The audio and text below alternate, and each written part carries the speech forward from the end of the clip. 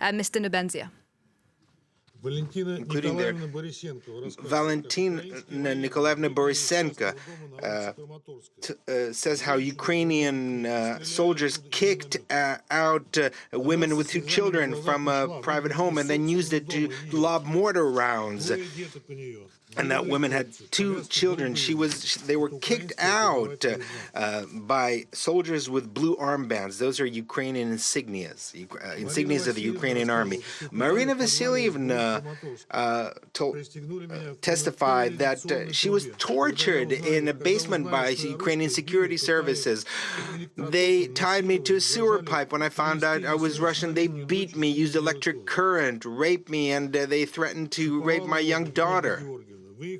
Shapovalova Olga Georgievna. We left Mariupol from Bucha on the 25th of March. The firing positions of the Ukrainian army were positioned between residential homes and in the courtyard of a school. They used civilians as cover. In the neighborhood around the drama theater, a Ukrainian tank drove around, firing indiscriminately, including targeting residential buildings. On the territory of the 69th, 68th, and the 5th school, tanks were stationed. I saw this with my own eyes.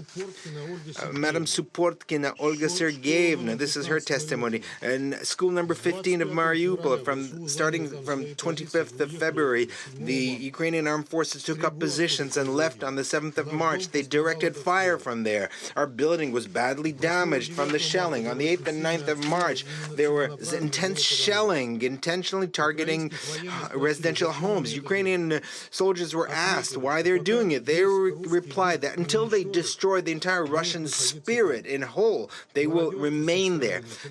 They started looting immediately. They plundered all the shops. And it was the forces of the Donetsk People's Republic that helped evacuate us and drove us to Mangusha. There are many other heart-rending stories. There are Russians and Ukrainians tortured to death with swastikas burned into their chests. There are looters and criminals who you distributed weapons to. There are civilians and foreigners who are held hostages, and in spite of all factual evidence and common sense, you're trying to lay the blame for their death on the Russian military. This is absolutely unacceptable. The fact that even consider that Russian military would be capable of this. And now we're seeing blatant criminally staged events with the Ukrainian civilians who are killed by their own radicals in the best traditions of Goebbels to accuse the Russian army. Those killed in the areas from which the Russian forces withdrew after encouraging peace negotiations in Istanbul. So now it turns out that we shouldn't have withdrawn. I'm talking about Bucha first and foremost. I understand that you you saw corpses and heard testimonials, but you only saw what they showed you. You couldn't ignore the flagrant inconsistencies in the version of events which are being promoted by Ukrainian and Western media. The fact that the corpses were not there right after the withdrawal of the Russian forces, which is confirmed by several videos, and the fact that there are recordings where Ukrainian radicals urged shooting at those with white armbands, in other words, against civilians. If you saw the video very carefully that was shown today, you'll see that those people who are on the ground have white armbands. These are civilians.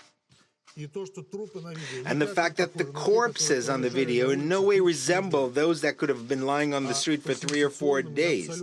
And based on the sensational and completely scientifically absurd information of the New York Times, they were there since the 20th of March.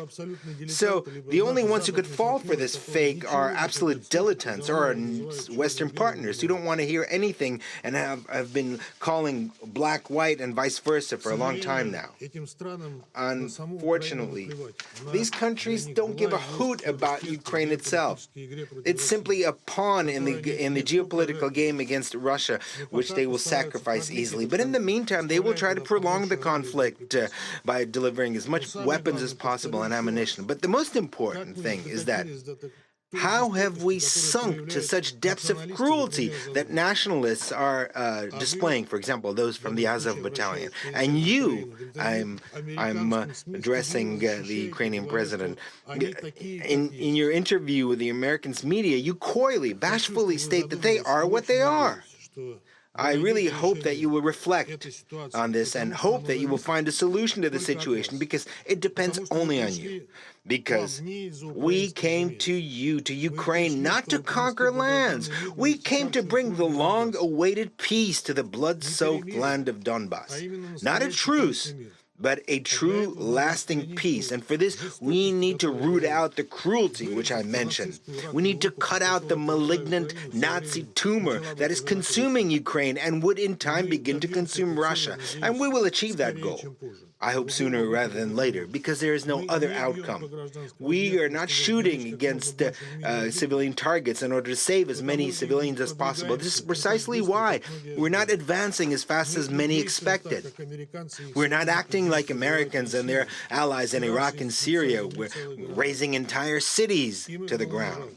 They had no pity for them, but we felt great pity because these are people who are close to us. But radicals have nothing to lose. They couldn't care less about civilians. They're ready to take to the grave with them the entire population of the Ukraine, as was clearly demonstrated by the provocation in Bucha. Don't allow the West to achieve its goals, Vladimir Alexandrovich. Make the right decisions that are needed for your country, because the West is ready to fight in the Ukraine until the last Ukrainian. Make that decision now, because the real situation on the front. Later, it might be too late soon. Thank you very much for your attention. I thank the representative of the Russian Federation for his statement, and I now give the floor to the representative of Ireland. Thank you very much, Madam President. And I'd also like to thank the Secretary-General and our other... All right, let's dip out of that live UN Security Council session. You were just hearing there from the Russian representative, Vasily Nebenzia. No surprise then that he was denying those reports that Russian forces have been involved in crimes in Ukraine. And listening to that was our correspondent at the UN, Jessica Le Mazaria, and she's still on the line now. Jessica, as I said, no surprise, really, the kind of language that was being used there by the Russian representative.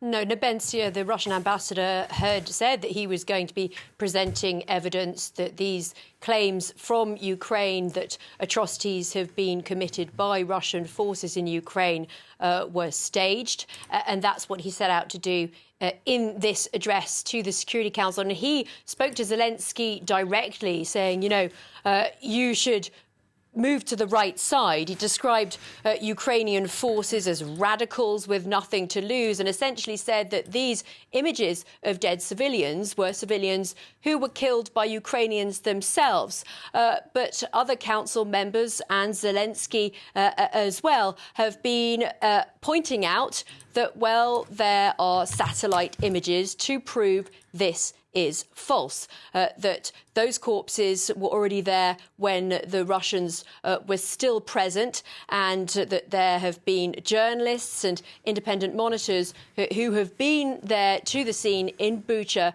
and seen these alleged atrocities committed by Russian forces. The video that Zelensky showed was very graphic indeed, even showing the corpses of women and children, these mass graves.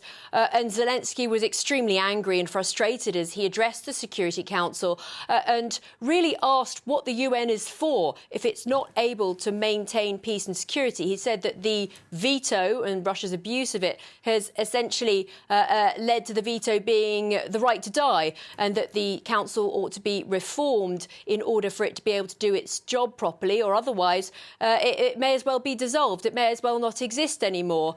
And he pleaded with the world not to turn its back on Ukraine and to do something to stop this war. Jessica Le Mazaria, live at the United Nations in New York. For now, thank you very much indeed.